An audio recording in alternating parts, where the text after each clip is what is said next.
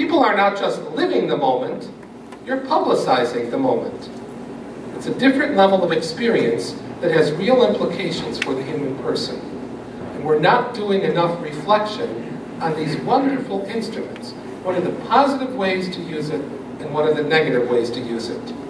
Statistics are now indicating that social networking sites encourage young people to place an excessive importance on the number of friends they have instead of the quality of their real relationships. The Archbishop of Westminster in England published a pastoral letter last year in response to some of the suicides of young people over these very issues.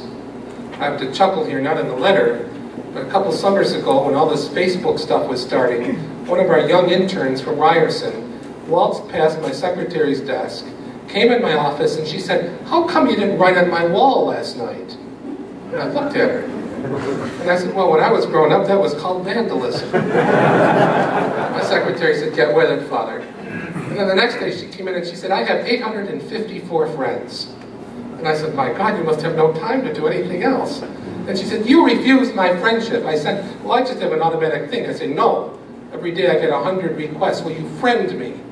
And now, of course, we've developed a whole new vocabulary. Will you unfriend me?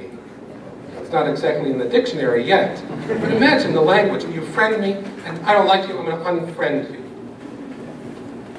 Many people engage in all of this stuff, and they're not reflecting enough on what's happening. You see, one of the casualties of all of this is friendship. Friendship in virtual spaces is quite different from friendship in real time. True friendship depends on mutual revelations and can only flourish within the boundaries of privacy and modesty. And modesty is not part of the lexicon of the internet or blogs. The distance and abstraction of our online friendships and online relationships can lead to a kind of systemic desensitization as a culture if we are not wise, prudent, and attentive to these new realities. Along with the increase in online networking, there are increasing levels of reported loneliness, depression, and unfortunately suicide. Certain questions arise from the social networking, and people are beginning to take these questions very seriously now. What is it doing for us? What is it doing to us?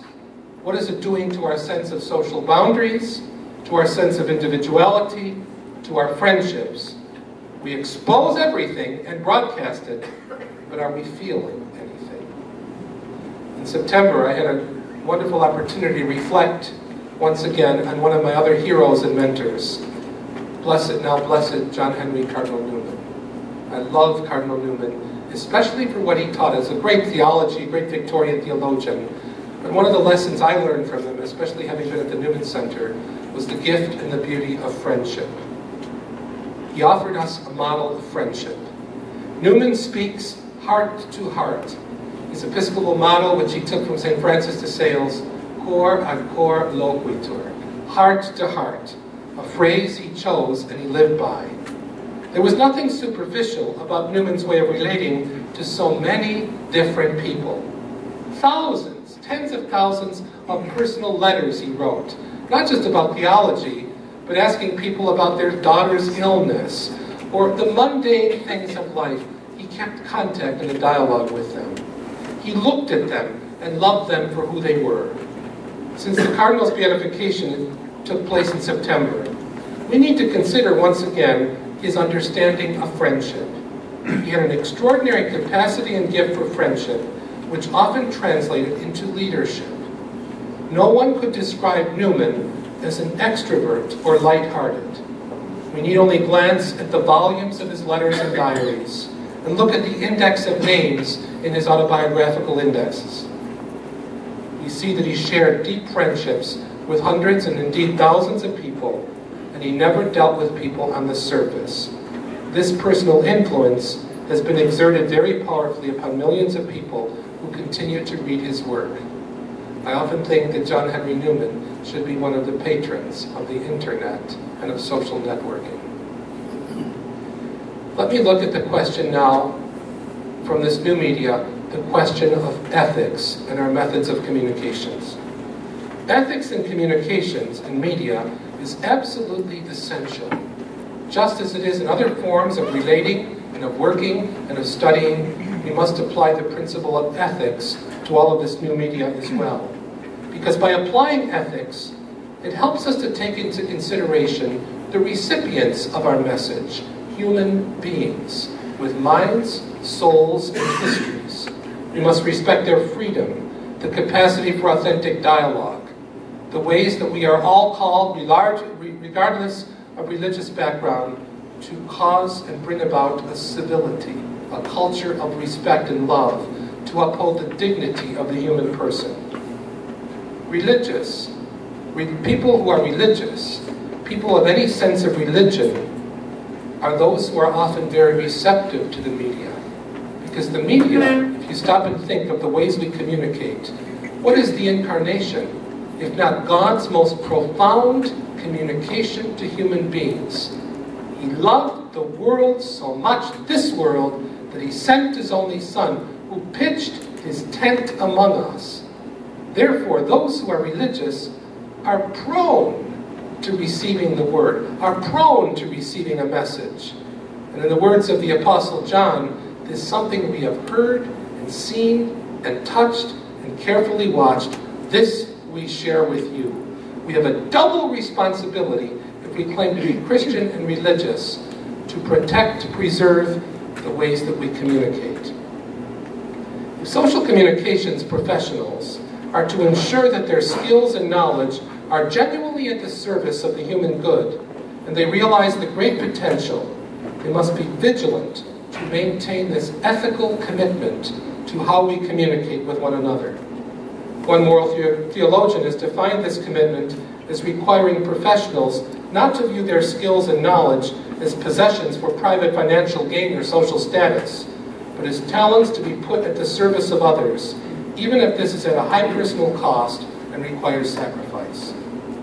Particular attention in this ethical questioning must be given to the digital divide. With the increased consciousness of the information society and the role of new technologies in promoting trade, development, and scientific progress in a globalized world, also comes a responsibility to see that these networks do not become instruments of exclusion. Let us not think for one moment that everybody in the world has access to the internet and to email and to all of these other blogs. This is one of the things that's come home loud and clearly at our meetings, our plenary meetings of the Pontifical Council for Social Communications, when the 30 of us, so-called experts from around the world, and the 10 cardinals presiding, and sometimes the Holy Father when he's present at the meetings, we all think that we're all on the same page, when our brothers and sisters from Africa, from some places, other than Nigeria, where they have all the internet cafes, sending us those letters every day. But many parts of Africa, sub-Saharan Africa, and other parts of the world don't have access to this. They are excluded from a vital form of communication today in the world. And so let's not deceive ourselves to think that we're all together in this. With the increased consciousness of this information society and the role of these new technologies, we must strive to bring about equality so that all have access. One of the things we do in this regard at Salt+Light, the Vatican has asked us specifically to assist so many third world countries in establishing television networks, radio networks, communications, and we're doing that very gladly. We're small, we're poor, but if people have been so generous with us, this is one way of contributing back to building up communications networks and good solid media in other parts of the world.